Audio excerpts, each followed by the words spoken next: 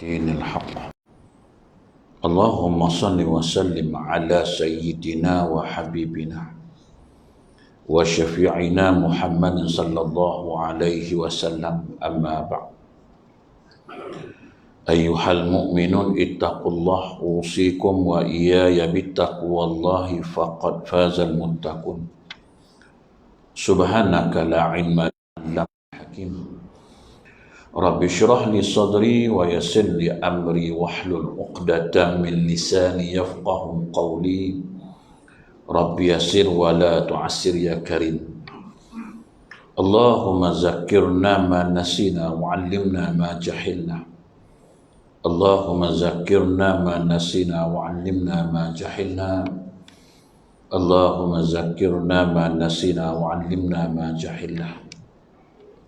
Tuan-tuan guru, para alim ulama, ustaz-ustazah muslimin dan muslimat, mudah-mudahan dirahmati Allah subhanahu wa ta'ala insyaAllah. Pertamanya kita memanjatkan rasa syukur terhadap Allah subhanahu wa ta'ala karena dengan limpah kurnia dan inayah kita masih lagi diberi kesempatan, masih lagi diberi peluang, kelapangan waktu, kesihatan yang baik sehingga kita sama-sama dapat melaksanakan tuntutan-tuntutan Allah subhanahu wa ta'ala dan meninggalkan segala larangan-larangan Allah subhanahu wa ta'ala insyaAllah. InsyaAllah pada malam ini kita membicarakan tentang satu kitab bagaimana merawat penyakit hati. Kalau kita tengok dalam kitab ini, dia bahas tentang bagaimana nak merawat penyakit hati. Hati ialah tempat tilikan Allah subhanahu wa ta'ala. Dalam tubuh badan kita ini, adanya seketul daging, seketul darah yang namanya hati. Bila dia rosak, habis semua rosak. Bila dia baik, semuanya akan jadi baik. Tapi nak jaga ni bukan satu perkara yang mudah. Nak menjaganya ini bukan satu perkara yang senang. Nak menyucikannya pun payah. Dia bukan macam boleh cuci pakaian dah. Nampak kotoran, cuci. Ada alat, senang, basuh dan sebagainya. Tapi yang kata hati ni susah. Perkara yang sangat penting sebab dia tempat tilikan Allah. Dia tempat pandangan Allah subhanahu wa ta'ala. Inna Allah la yanzuru ila suwarikum walakin yanzuru ila qulubikum. Allah ta'ala tidak melihat paras rupa kamu, wajah kamu, kehebatan kamu. Walakin yanzuruna ila qulubikum, walakin yanzuru ila qulubikum. Tetapi Allah Ta'ala melihat hati kamu, wa amalikum, dan amal perbuatan kamu. Yang Allah nilai kat kita ialah hati. Ibadat hebat tahu mana pun. Hebatlah beribadat, tapi hatinya bukan kerana Allah. Kerana yang lain selain Allah, sia-sia buat ibadat yang banyak. Sebab itu, kita kena tahu dulu penyakit hati kita ni. Penyakit yang mudah menyerang kita. Penyakit hati yang paling mudah menyerang kita. Apa dia? Sebelum kita nak rawat, kita kena tahulah dulu. Tahulah penyakit tu dulu. Dia macam doktor ke lah. Kalau jumpa doktor, dia nak cek lah dulu sakit apa masalah kan. Datang-datang bagi ubat silap. Datang-datang jumpa doktor, doktor pun bagi ubat ni, makan ubat. Doktor tahu ke sakit apa saya? Tak payah makan je ubat ni.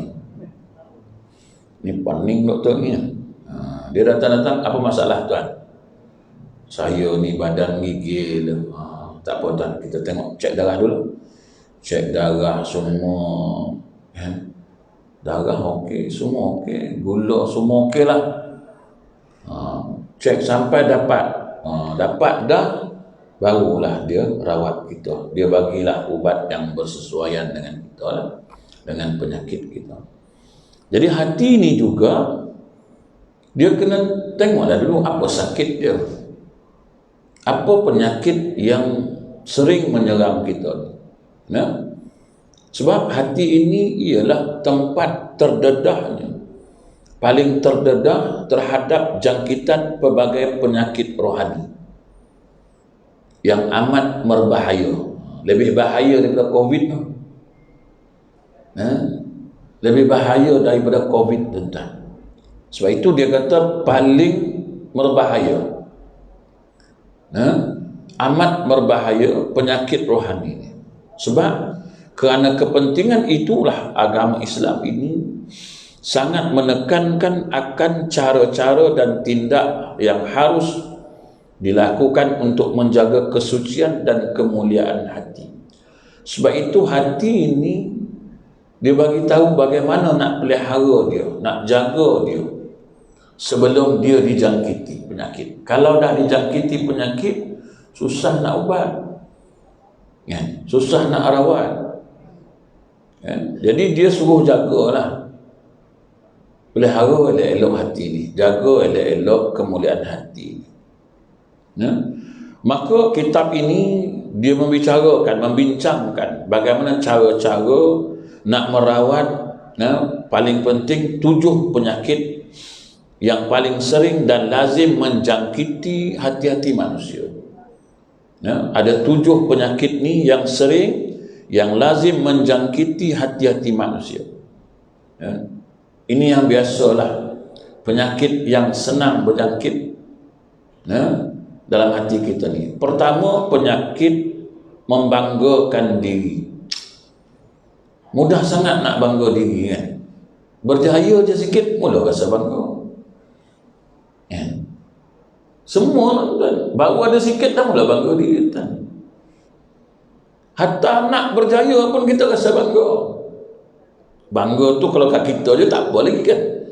Kita bangga, memang kena bangga lah pasal anak semua berjaya, kan? Tapi dia melibatkan ke orang, nak tunjukkan orang, yang dia panggil ujub. Bangga.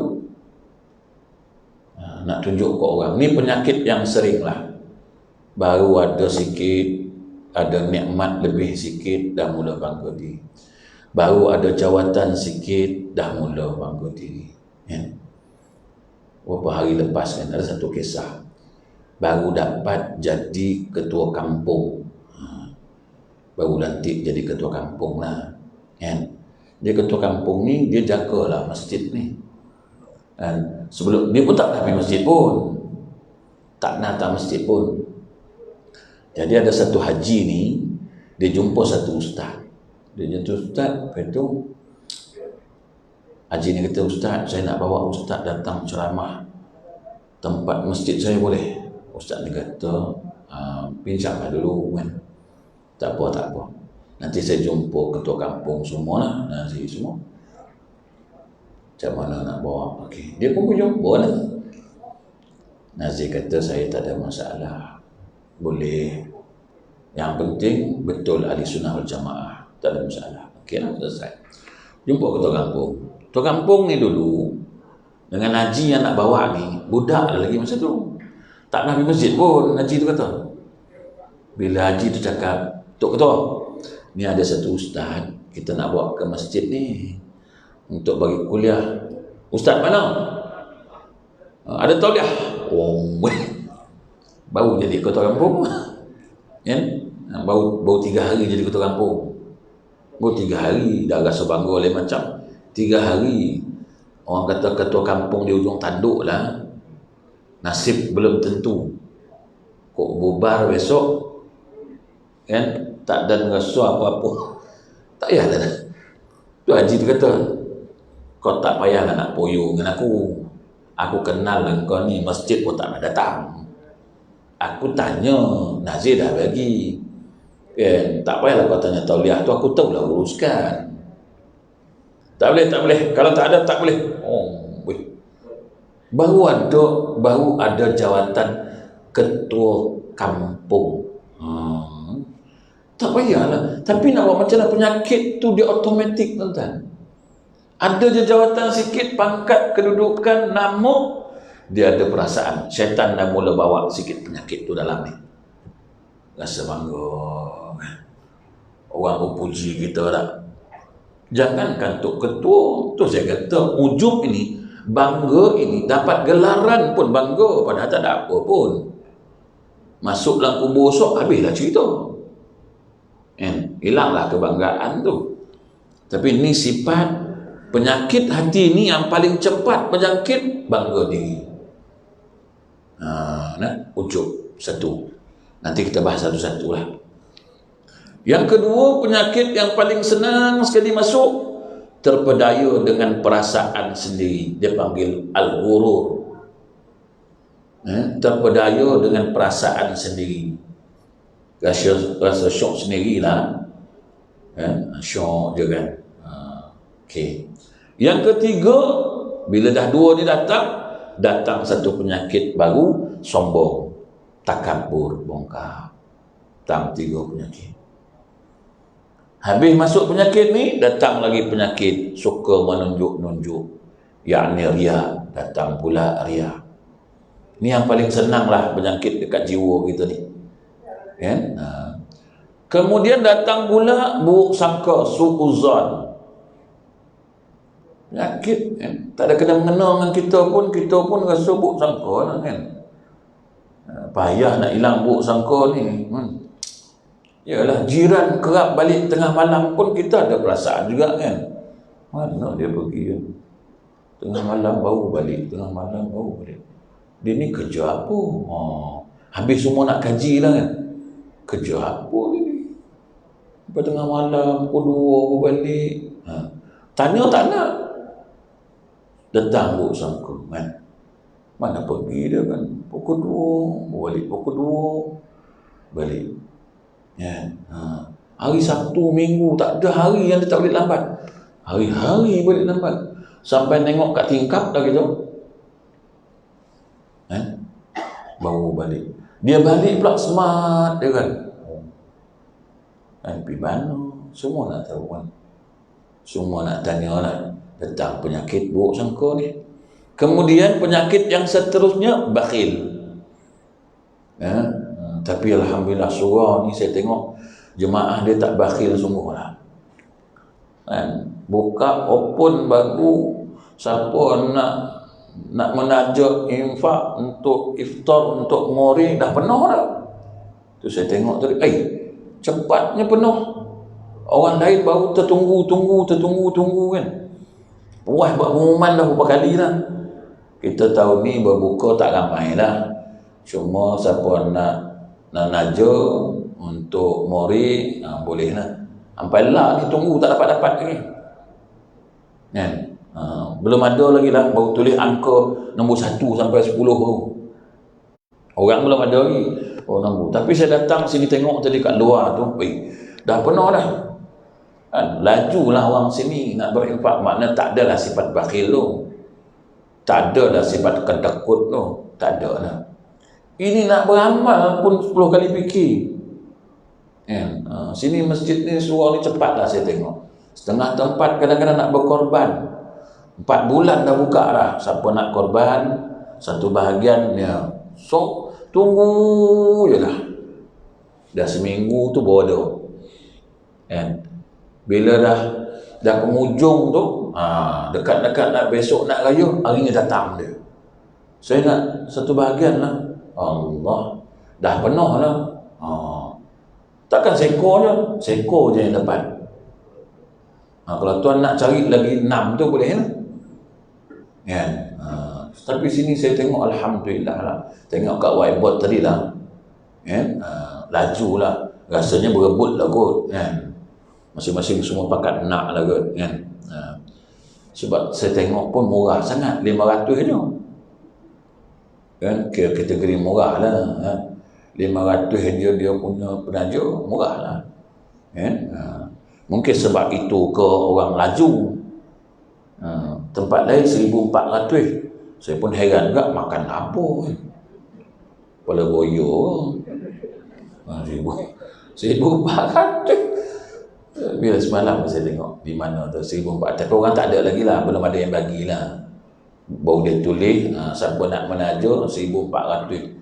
Saya pun balik fikir lah, kan? Makan datang apa 1,400 ni, kan? Saya datang sini tengok 500. Sini mana tak kuat makan lah. Kan?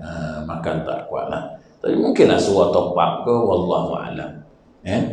Baguslah. Kan? Jangan membebankan dan orang tak rasa terbeban nak buat tu. Kongsi-kongsi dan sebagainya lah. Ada sifat bakhil, takut nak mampir. Dalam perkara yang tak ada faedah tak kedekut. Dalam perkara yang berfaedah manfaat ke akhirat rasa kedekut. Tu saya kata dalam iklan satu filem kartun baru tayang seminggu dapat kutip 7 juta. Allahu Akbar. Meloncat nak bawa anak pergi tengok. Sebab dah ramai orang tengok ni. 7 juta dapat dalam masa seminggu pun. Masya Allah. Filem kartunnya animasi lah. 7 juta. Seorang minta kutip nak duit buat nak beli van jenazah 60,000 sampai meninggal pengungsi. Tak dapat juga van. Tak dapat juga van.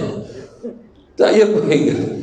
Filem kartun dia buat 7 juta seminggu. Nak beli van jenazah, nak angkut dia. Nak angkut dia tu lah kan.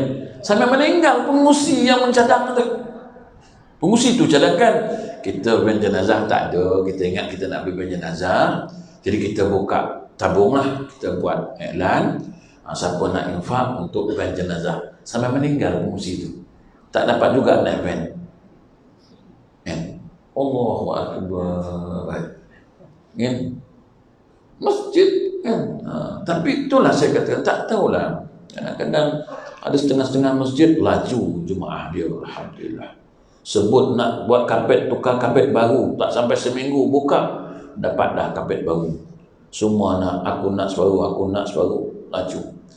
Ada setengah tempat buka, kita nak tukar kapet. Nak buat apa kapet? Kapet ni pun okey lagi. Tapi kapet ni dah keras tuan.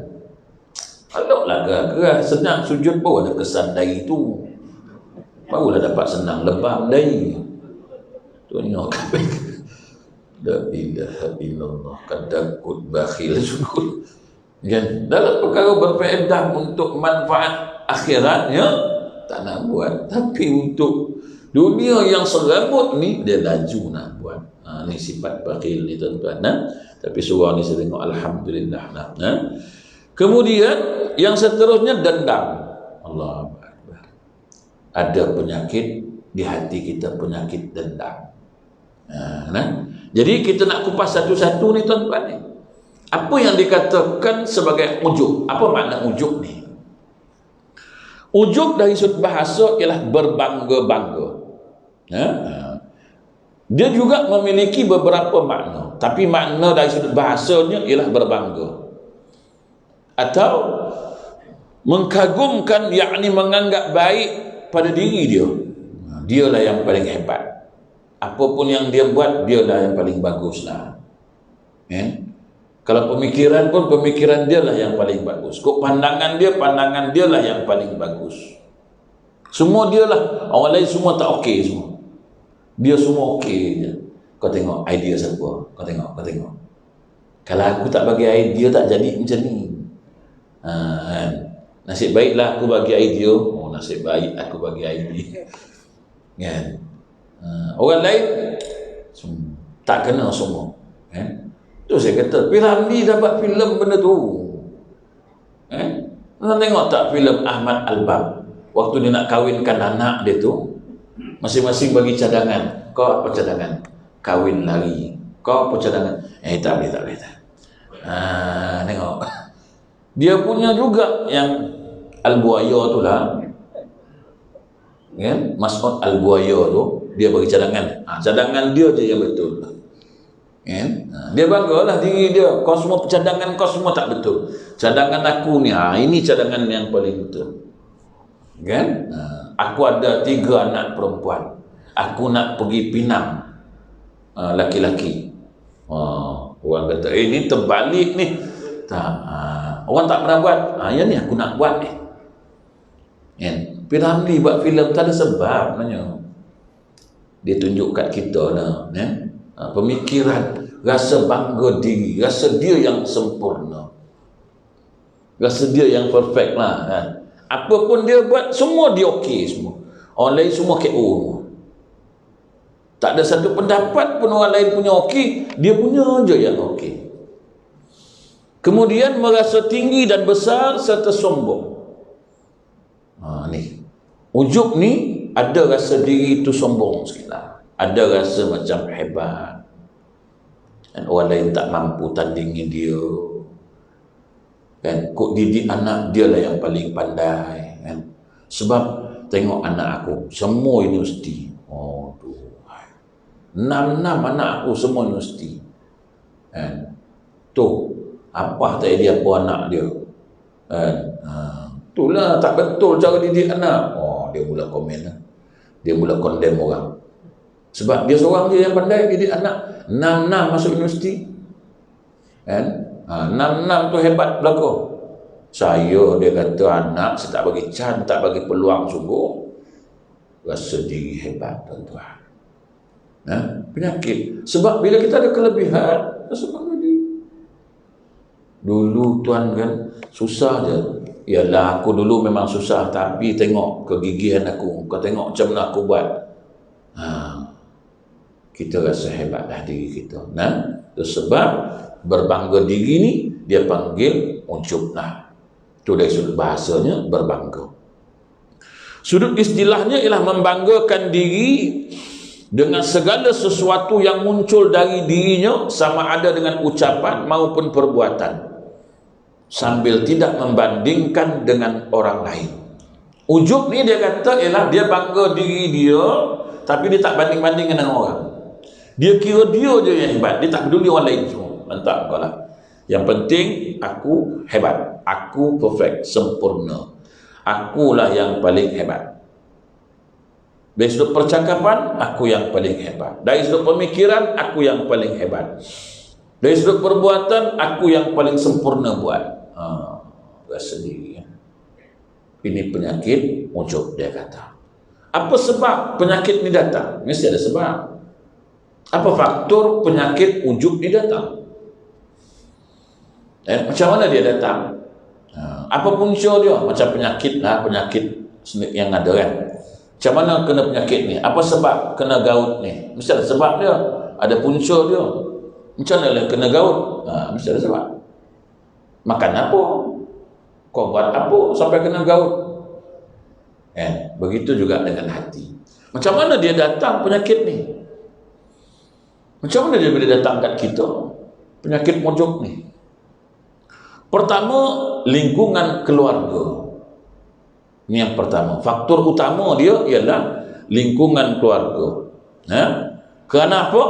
Dia ni duduk dalam keluarga yang suka membanggakan diri. Memiliki senang dipuji, selalu merasa benar sendiri, selalu mengabaikan nasihat dari orang lain. Serta sifat lain yang merupakan tanda-tanda sifat ujub tu ada pada diri dia lah. Ini lingkungan keluarga.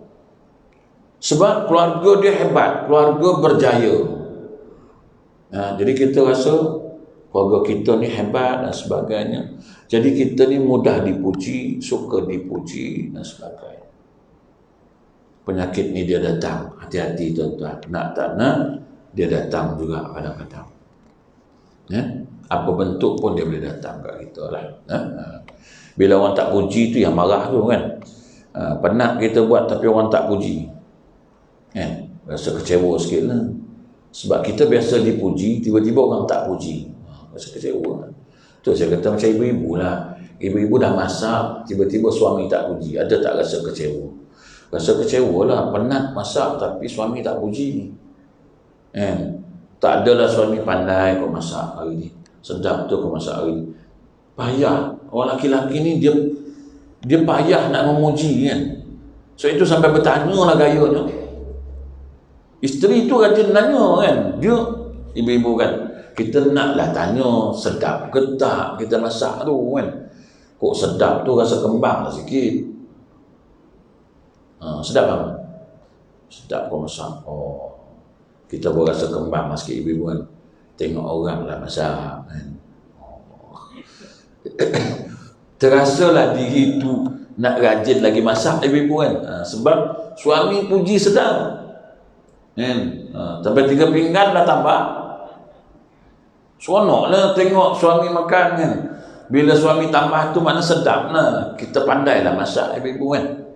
Katalah suami, bila tanya suami, sedap kan? Tak apa-apa kau masak hari ni. Agak-agak ibu rasa kecewa. Jujur-jujur ni surau ni. Suami pula jenis lurus bendul punya. Tak sedap, dia kata tak sedap. Ibu-ibu pun tanya lah, hari tu penat masak, pergi pasar beli semua, semangat masak. Tiba-tiba hari tu tanya suami, sedap bang? Kau masak apa ni? Tak apa rasanya kau masak.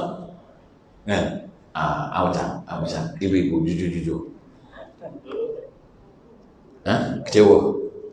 Pasal? Cakap je lah. Sudah tekak awak tu.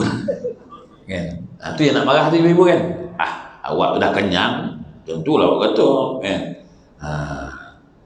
Kita akan sound dia. Kan? Sebab kita mengharapkan pujian tu. Tapi suami ni jujur punya orang. Tak sedap cakap tak sedap. Sebab kena jujur. Suami kena jujur. Tak sedap bagi tahu tak sedap. Jangan leka nak ambil hati je. Kan kata tak sedap kan kecil hati lah ustaz. Kata je lah sedap. Tu bodoh nama dia. Sebab bila kita kata sedap, besok dia masak macam tu lagi. Dah dia kata sedap. Benda macam tu dia masak kan. Jadi dia pun masak lagi. Ilah bodohnya dia ni. Tak apa kemasak kan. Bukan salah dia, salah kita kan. Sebab semalam tu kita kata sedap. Siapa suruh? Siapa suruh? Ni suami ni pun satu bab ya. Suami ni kena jujur sebenarnya dengan isteri. Tak sedap cakap tak sedap. Tak cantik cakap tak cantik. Kita cakap tak suka cakap tak suka. Jangan kita cantik bang, cantik dalam hati macam Tarzan aku tengok. Kita sebab kita ni suka. Tak bukan sinilah kan. Tapi sama lah. Kita tak boleh nak cakap sebab tak sampai hati sebenarnya kan. Nak jaga hati dia, semua nak jaga lah kan. Jadi isteri ni pula asal buat tunjuk, asal buat tanya kan. Cantik tak bang? Dia pun pakai baju. Kita memang tak kenal berbaju tu kan. Tak berbaju. Cantik bang? Cantik lah tu. Okey lah tu. Dalam hati aku tengok kau lebih lawa asli daripada kau. Tapi kita kata cantik. Tu tak, tuan-tuan saya tak tahulah. So itu saya direct dia kalau tak elok lah, tak sedap lah. Kau nak marah ke, nak kecil hati ke, suka hati kau lah. Saya senang je. Ini sedap Ustaz? Tak sedap. Kenapa Ustaz? Garam tak terasa langsung. Tahulah takut garam kau ni. Dah. Saya memang sama direct dia. Saya tak ada. Isteri pun dia faham. Pasal tu dia tak nak tanya. Dia masak dah. Dia takkan tanyanya sedap ke tak. Kalau kau bulu kau makan dah. Tapi kalau dah kenyang sudah kau pasal lah. Sebab kalau aku tanya pun kan menyakitkan hati aku kan. Baik jangan tanya. Aku tengok licin. Dua je. Kau tak sedap ke bulu. Dua je lah. Kalau tak luak nasi, maknanya dia dah kenyang ataupun tak sedap. Kau fikir sendirilah. Jadi dia pun tak tanya kan. Jadi ibu-ibu jangan tanya kan. Masak, makna kalau habis dua je ibu-ibu. Sedap satu, kebulu satu. Dua. Tak habis, anggap ajalah perut dia dah kenyang. Dah. Jangan anggap tak sedap dah tu. Jangan cakap tu. Sebab menyakiti hati kita kan. Dah kenyang lah tu. Dah dimakan kat luar tadi tu. Dah selesai masalah. Sebab bila puji, datang penyakit bangga diri ni kan. Mula kita bangga diri. Tu tak nak tu. Jadi ini yang pertama, lingkungan keluarga. Yang kedua, pujian yang tak sesuai dengan etika syariah. Jadi kita bangga diri. Boleh puji, tapi janganlah berlebih-lebihan memuji. Puji sekadar memang betul dia baik, ya silakan kata dia baik. Tapi kita hari ini bila dah memuji, libatkan orang lain, ni tak betul, tuan-tuan. Puji orang ni, kutuk orang ni, tak boleh tu. Kita puji dia kan, dia ni memang elok lah, tak macam dia tu. Gila. Kau dah puji-puji je lah, yang kau libatkan orang tu pasal tak kena tu. Kau puji dia tu bagus, dia tu baik, tapi kau jangan libatkan orang lain kata tak baik pula. Contohlah, imam bantu orang. Imam ni asal dengar je orang susah, imam pergi bantu. Imam ni selalu pergi bantu. Jadi imam ni, orang pun tahu imam ni memang dia ni tak boleh dengar orang susah, dia pergi laju je. Imam tu memang bagus lah, tak macam ketua kampung tu. Apa pasal? Ketua kampung tu, nama je ketua kampung, tak berguna langsung. Kau dah puji imam ni, dah lah. Janganlah kau burukkan kutuk ketua kampung tu. Kau ambil pahala ni tadi, kau bagi ke ketua kampung tu pasal apa? Pasal apa? Nak puji-puji je lah. Kenapa nak libatkan orang lain? Kenapa nak burukkan orang lain? Puji orang ni, burukkan orang lain, buat apa? Ini yang Islam tak bagilah. Jadi pujian ni juga tak sesuai dengan etika syariah. Maknanya faktor kedua ni ialah sebab pujian berlebih-lebihan. Jadi kalau nak memuji ni, tengok keadaan, sesuai ke tak pujian itu. Jangan berlebih-lebihan memuji, tuan-tuan. Sebab itu diriwayatkan dalam sebuah hadis.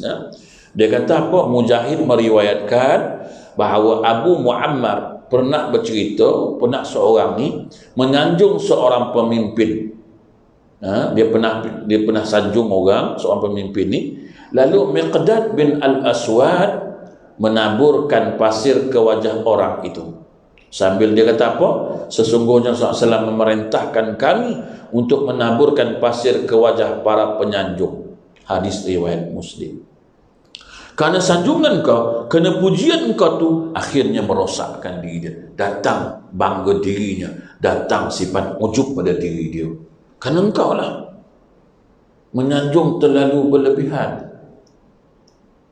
Jangan kita menyanjung terlalu berlebihan. Puji tak ada masalah, tapi jangan berlebih-lebihan memuji.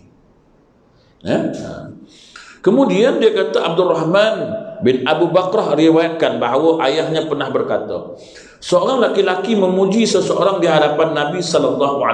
Apa kata Nabi? Kemudian baginda mengatakan berulang-ulang, celakalah engkau telah memenggal leher temanmu sendiri.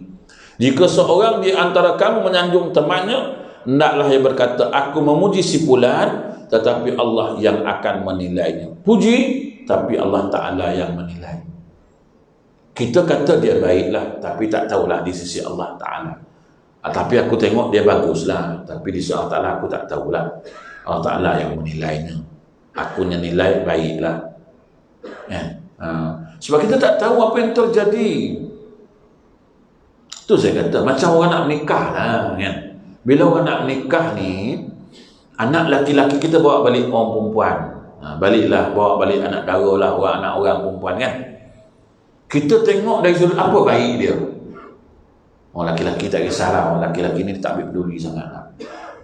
Dia bab-bab macam ni, bab menantu ni, orang laki-laki ni lantak kau lah, kau dah berkenan, kau jalan, kau ada duit, suka hati kau. Laki-laki dia mudah, dia tak cari ibu-ibu ni dia cerewet sikit. Sebab dia nak ngadap menantu tu hari-hari. Kita bila nak ngadapnya, pagi pergi ngetik kat kedai. Bila nak ngadap menantu tu. Jadi ibu-ibu ni selalu tengok orang perempuan lah, anak laki-laki kalau bawa balik perempuan, ibu-ibu tengok tak mana baik dia. Kalau dia datang pakai elok, bagus kan, tentu-tentu tengok lembut, salam pun cium tangan, dah tentulah kita kata baik. Itu nilai kita lah. Rajin, kan? Ringan tangan lah orang kata, kan? Nolong ke dapur, makan pinggan basuh. Kita tengah makan-makan, dia ambil pinggan nak basuh. Belum sudah makan, kena ambil pinggan nak basuh lah. Kau tak rajin enggak saja lah, Mam.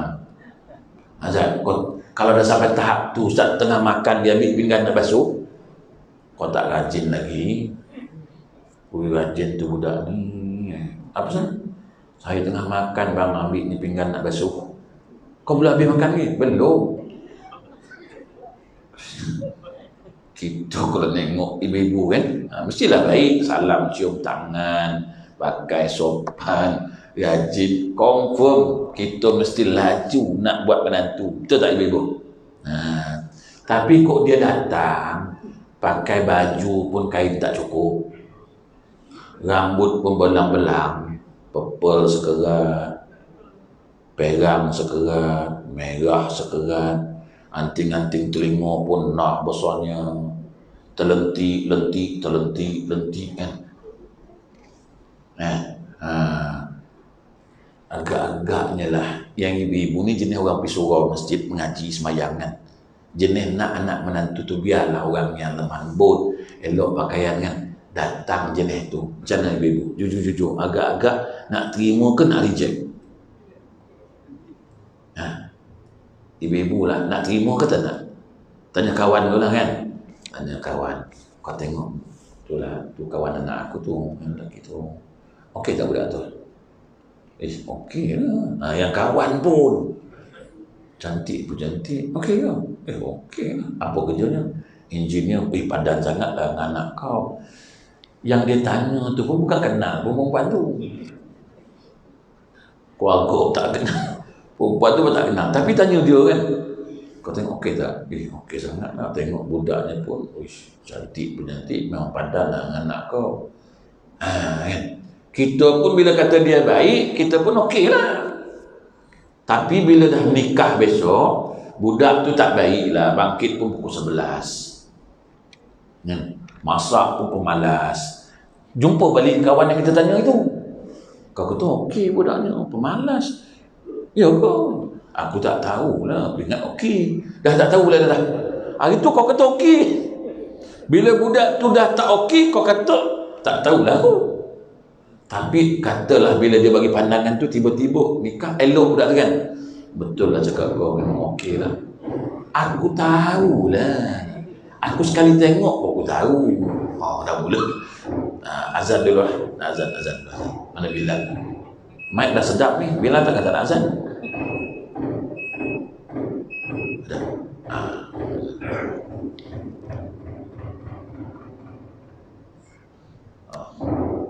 Ada lagi? Banyak tu ketuk macam orang meninggal lah.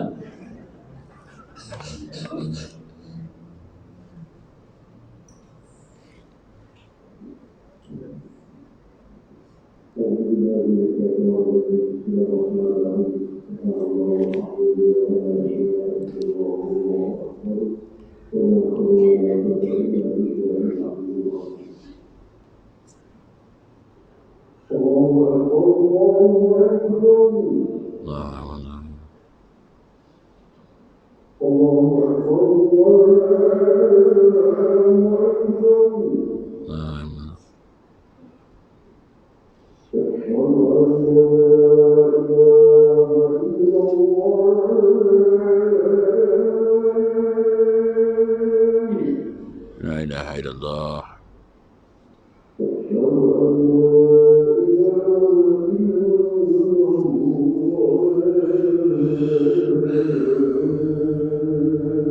La ilaha illallah.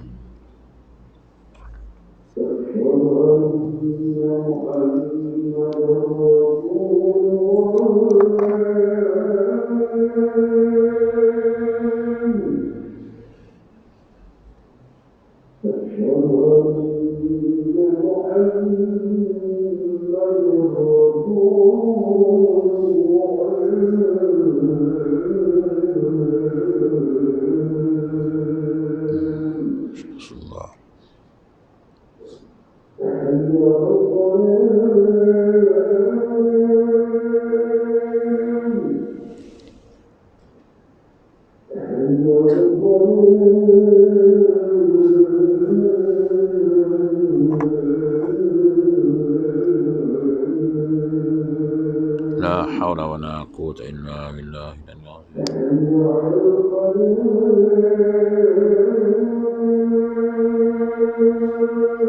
La haula wala quwwata illa billah.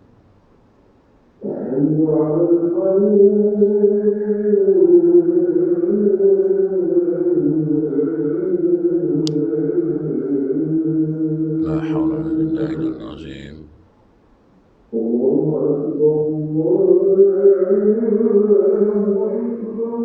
La haula.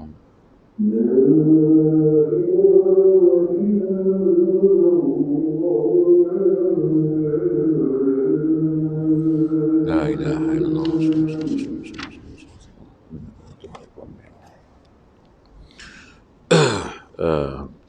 Kita sambung sikit ke tuan, 5 minit je. Sebab kita kena ikut SOP lah. Tak boleh lama-lama. Sebab yalah, itu salah satu sebab lah.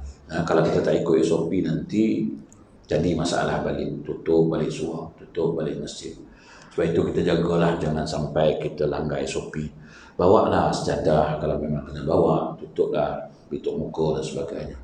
Janganlah kita nak melawan, janganlah kita ala ni semua tak payahlah. Dah. Kita kena ikut sebab SOP ni penting juga. Nak demi kebaikan kita bersama. Dan macam tu norma baru nak macam mana. Tapi lah kadang-kadang bila kita cakap benda-benda macam ni, ada pula orang-orang yang mengatakan ni semua WHO punya ni, tak payah ikut. Ni Yahudi, ni Dajjal. Tak, kena ikut. So, saya kata macam sunnah. Memang orang petikaikan baru ni dengan saya. Dia kata tak ikut sunnah ni Ustaz. Sah macam ni. Ini baik tak sembahyang berjemaah macam ni? Jarak-jarak sunnah Nabi rapat-rapat, kita pula pandai-pandai ubah. Nah, ada sunnah yang kena ikut. Ada sunnah yang dah tak sesuai kita ikut. Bila tak sesuai ikut, contohlah kan, macam makan nasi. Nabi memang makan 3 jari kan. Tapi Nabi makan roti, buah. Nabi tak makan nasi. Tapi kalau kita makan nasi 3 jari, sepinggan hentak, ini dah balik sampai ke Perak, Ipoh, patah balik. Tak habis lagi bang. Sunnah Nabi makan 3 jari. Ini bukan sunnah ni, bangang nama. Agak-agak lah kan. Nabi tengoklah, dia makan roti, buah, betul lah 3 jari. Kalau dah makan nasi 3 jari, baik pakai chopstick kan. Agak-agak jadi tak sesuai lah kita hari ni nak sembahyang rapat-rapat sebab mudarat penyakit. Itu sebab janganlah kita tunjuk pandai padahal bodoh. Tak payahlah kan, ikut arahan dia orang. Dia orang dah berbincang, dah mesyuarat, semua dah panggil ulama-ulama. Sampai hari ni tak habis lagi. Tak sunnah. Ada sunnah yang boleh kita ikut. Macam sekarang ni berperang, orang tak guna panah dah, orang guna senapang. Jadi kita belajar menembak, bawa alat-alat peperangan yang sekarang guna lah. Ini kau leko nak narik panah, peluru dah sampai. Kau leko nak belajar main keris aku. Tak ada keris dia bang, padahal apa tak lawan, tak sempat je, baru tarik daripada sarung, mampu dah belajar. Tapi tak salah lah memanah tu, kita redha lah, tak ada masalah. Bukanlah saya menafikan itu, tapi yang lebih aula kita belajar hari ni, belajar menembak, strategi macam mana nak masuk peluru. Jangan sampai besok nak perang, orang campak senapang, Naji nak buat apa ni? Macam nak buka peluru, nak masuk peluru macam mana? Tak kena lah kan. Sebab haji hari tu belajar memanah je, campak senapang. Nak apa ni? Tembak peluru. Jangan buat saya buat. Kan? Itu sebab kadang-kadang kita ni tahulah kan, saya ikut SOP, ikut. Apa yang diarahkan tu kita ikut. Sejadah. Jangan petikanlah, alah surau sejadah banyak. Betul lah banyak. Takut lepas kau guna sekarang, orang lain pula guna, takut kena virus dan sebagainya. Kan siapa masalah? Kita tutup pintu pagar, kunci kan. Orang marah. Apa lah orang nak sembahyang tutup? Tak. Kau datang lambat, siapa suruh? Kau datang lambat, Kan buat-buat kok ada orang lain datang. Contohlah kan, tak mana-mana umat datang, kita yang datangnya ni umur 70, 72. Ni semua 7 series punya. Tak kuat kan. Dia datang. Kita pun tak tahu. Tiba-tiba dia kena virus tu. Datang semayang sini. Kena kat kita yang 70, 80 ni, 60 ni kan. Dia dah balik kan. Siapa nak tanggung? Siapa nak jawab? Pasal itu dia suruh tutup. Pasal itulah tuan-tuan. Bukan pasal lain. Sebab itu kita dah bagi tahu, datang cepat. Jangan lambat-lambat. Ini kadang-kadang tak faham. Dia ingat kita suka-suka buat. Baru dia bergaduh, bertekak pasal kita tak bagi masuk. Kita tak bagi masuk ada sebab lah. Dia tak bawa sejadah. Tuan bawa sejadah tak? Mula nak bagi masuk. Sejadah tak bawa. Saya tak tahulah kena pakai sejadah. Dalam hati aku SOP bukan 2 minggu lepas. Setahun lepas. Kau boleh tak tahu nak buat sejadah? Saya tak marah lagi lah sebab tak apalah. Ada emas. Kau kena pakai emas kau? Aku cakap dia ni betul ke tak kan? Tuan, kita dah tulis kat pintu sejadah, tutup muka, cek suhu lah. Susahnya sembahyang. Tempat saya okey je. Tempat tuan kat mana? Dia sebutlah negeri tu. Saya kata tuan tak boleh samakan negeri tu dengan negeri ni. Kenapa tak sama pula? Tuan, kalau tuan datang sini, tuan bawa penyakit. Saya tak tuduh tuan bawa penyakit. Ditakdirkan tuan tu ada virus tu, kena tuan-tuan masuk surau kami ni, masjid kami ni. Lepas tu tuan balik negeri tuan. Tiba-tiba surau kami kena, masjid kami kena. Yang tutup surau kami, masjid kami, siapa nak tanggungjawab? Tuan dah balik lah. Kita orang terpaksa tutup surau masjid, bukan surau tuan.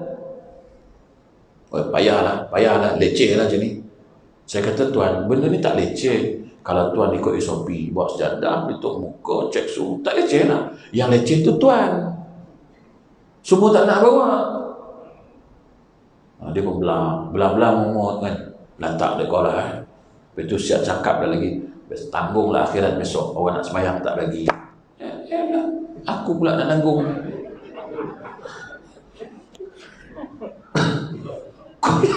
Aku pula nak tanggung siapa? Kita bukan suka-suka buat benda ni kan. Tapi betul lah jadi AJK Masjid Surau ni memang jadi mangsa tau. Buat kena tak buat kena. Buat peraturan apa belum surau sikit-sikit nak ikut SOP, sikit-sikit SOP apa surau lah, paning surau ni. Kita pun malas nak buat, tak payah ikut SOP. Kena. Itulah AJK Surau. Tak nak tegas langsung, tegas lah. Surau juga lagi. AJK buat kena tak buat kena. Serabut kepala aku. Penjudah dia kata, kau lah jadi AJK. Ya, ambah aku semak sangat begini. Kita buat ada sebab, ikut patuh-patuh. Pakai. Jangan. Tapi dah pakai, kena juga. Apa boleh buat? Itu nama takdir Allah. Usaha ada, doa ada. Kalau usaha doa tak ada pun tak ada juga. Doa je, usaha tak ada pun sia-sia juga. Tapi surau ni tengok alhamdulillah lah. Bukan kena bayar pun tonyoh tu. Kena bayar ke? Sekali tonyoh RM1. Barulah nak marah kat surau. Aku tak tonyoh tu aku tak ada duit. Mana kau faham tak? Ni tak 10 kali tonyoh pun tak ada masalah. Masuk tonyoh, keluar, masuk balik tonyoh lagi. Banyak kali tonyoh. Bukan mesin tu marah pun. Apa banyak kali ni? Tonyoh. Dia pernah kena RM10,000 besok. Tapi tuan banyak duit tak apalah. Aku cakap terang, memang aku tonyoh je. Taklah. Sejadah memang aku bawa, sejadah terbang. Bawa sejadah. Kau ingat apa? Sejadah terbang. Besar sejadah besar, senang. Terbang punya sejadah. Bukan payah pun. Allah Akbar. Hari tu saya kata, kalau nak guna sejadah surau, boleh ambil, bawa balik terus. Basuh lah, nanti pulang balik. Sangkut kat pintu pagar. Kita pula jadi kerja dalam mutip. Dia ni aku dia tak bawa sejadah, datang kita kata okeylah tak apa pakai sejadah ni nanti bang. Nanti abang bawa balik bawa balik bawa balik lah. Nanti abang basuh lah. basuh nanti pulang balik bagi. Mana sangkutnya? Terbakar. Banyak pula jadah kita terbakar. Apa hal? Rupa dia tak buat balik situ di bubur ni. Itu siap jumpa kita. Ustaz, dia orang letak kami terbakar. Siapa nak basuh ni? Kita pula jadi kerja nak basuh. Tak senonoh tu apa. Jadi tuan-tuan ikut jadi cukup takat tu lah. Kita tak boleh lama-lama. Mudah-mudahan kita dapat Ramadan bertarawih. Itu pun alhamdulillah syukur. Nak jadi imam pun tak risau dah sebab dah setahun berlatih hari tu. Makna imam tahun ni tak payah jadi imam dah maknanya. Gele-gele lah malam nikah. Pasal semua dah berlatih ni. Tahun lepas setahun berlatih tau. Sampai habis Ramadan, sampai boleh baca kutubah lah. Apa ni? Tengah-tengah baca hilang pula teks. Sombong, kod print lah. Pakai telefon. Pegang tongkat. Tengah-tengah anak bini dengar, hilang pula teks. Sudah mana pula pergi. Anak bini ni tunggu dia apa ni? Bini dah. Cari. Lain kali anak sama. Dah labah, dah hilang, dah labah, cukup takat tu. Wallahu a'lam. Assalamualaikum warahmatullahi wabarakatuh. Ini semua dah berlatih. Rupanya kita tak pandai. Bukanlah pandai kan. Baru tahu. Tapi tahun ni doa lah. Tarawih, alhamdulillah. Mudah-mudahan sampai raya kita dapat lah. Sembahyang raya bersama dan sebagainya lah. Wallahu a'lam. InsyaAllah kita sambung di lain waktu. InsyaAllah. Wallahu a'lam. Macam biasalah pasar raya kat luar tu. Belum buka lagi. Ini baru nak dibuka. Siapa nak kunyit hitam ke, macam-macam lah kat luar tu, semua ada kat luar tu. Dan siapa nak berinfak untuk tahfiz kami, insyaAllah tabungnya ada di luar nanti. A'udzubillahi minasyaitonir rajim.